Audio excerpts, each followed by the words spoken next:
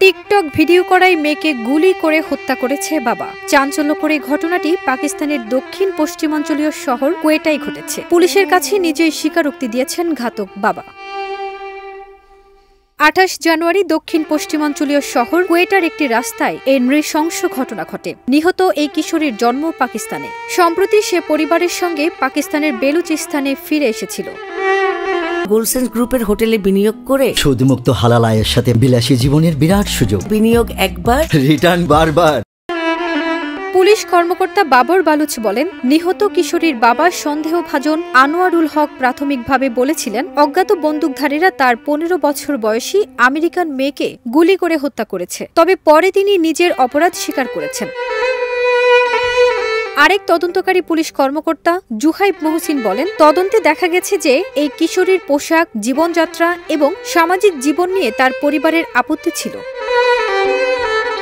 তিনি বলেন, আমাদের কাছে নিহতের ফোন আসে, এটি বন্ধ। আমরা অনার কলিং সহ সব দিক তদন্ত করছি। বালুচ জানায়, পরিবারটি প্রায় 25 বছর ধরে যুক্তরাষ্ট্রে বসবাস করে আসছিল। সম্প্রতি তারা মুসলিম প্রধান পরিবারের বেলুচিস্তান প্রদেশে ফিরে এসেছে। ঘাতক এই ব্যক্তির মার্কিন নাগরিকত্ব রয়েছে। তিনি আরও বলেন, আনোয়ারুল হক বলেছেন তার মেয়ে যুক্তরাষ্ট্রে থাকতে সোশ্যাল মিডিয়া প্ল্যাটফর্ম টিকটকে আপত্তিকর কন্টেন্ট তৈরি করেছিল। পাকিস্তানে ফিরে আসার পর সে টিকটক ভিডিও শেয়ার করত।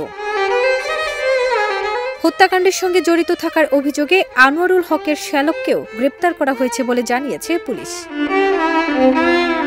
ফারজানা নিকিতা, দেশ রূপান্তর।